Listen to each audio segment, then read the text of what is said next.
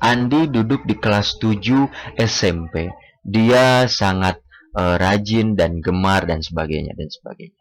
Nah, artinya di awal ceritanya itu betul-betul diceritakan seperti apa. Kemudian tentu kan terjadinya pergolakan yang terjadi. Artinya gini, konflik. Nah, terjadi komplikasinya tuh seperti apa? Nah, itu ya. Jadi ini sama dengan mengaplikasikan dari struktur. Nah, itu ya. Jadi ketika Andi sedang diam, ada temannya yang menjahili dia. Nah, itu muncul masalah. Walaupun belum terjadi penjalian, tapi ketika Andi sedang diam, temannya ingin menjahilinya. Nah, itu kira-kira teman-teman ya. Gitu. Nah, itu berarti pergolakan sebuah cerita. Kemudian apa konflikasi yang terjadi? Ketika itu Andi dijaili dengan cara ditimpuk pakai kertas, gulungan kertas ke kepalanya. Tapi Andi tidak menghiraukan. Itu muncul masalah. Gitu. Nah, terus kemudian apa perubahan pada awal cerita? Andi mulai bersabar. Bersabar karena temannya yang jahil. Tapi lama-kelamaan temannya itu terus melemparinya dengan gulungan kertas. Nah, itu ya teman-teman. Nah, jadi muncul.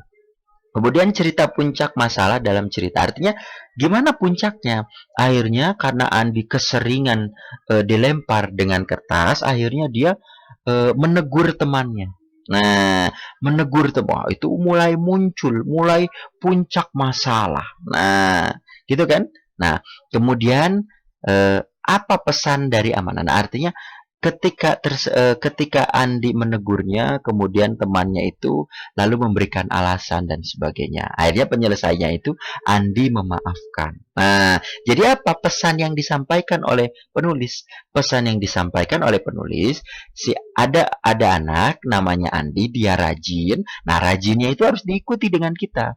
Rajin, rajin membantu, rajin belajar dan sebagainya. Kemudian dia juga sangat penyabar. Nah, penyabarnya gimana? Ketika dijaili dengan temannya, dia tetap sabar. Nah, gitu teman-teman ya. Jadi itu cara penulisannya. Nah, jadi dengan menjawab ceritanya ini, teman-teman sudah mendapatkan atau sudah membuat sebuah cerita fantasi. Itu ya, teman-teman. Nah, itu kira-kira teman-teman mengenai cerita fantasi ya. Insya Allah nanti kita bahas lagi di pertemuan berikutnya di dalam Zoom ya, gitu kira-kira teman-teman. Oke, sehat selalu teman-teman. Tetap semangat belajar, banyak berdoa, mudah-mudahan corona cepat selesai. Jadi kita bisa bertatap muka langsung di sekolah ya. Gitu berinteraksi langsung di sekolah. Amin, Allahumma amin.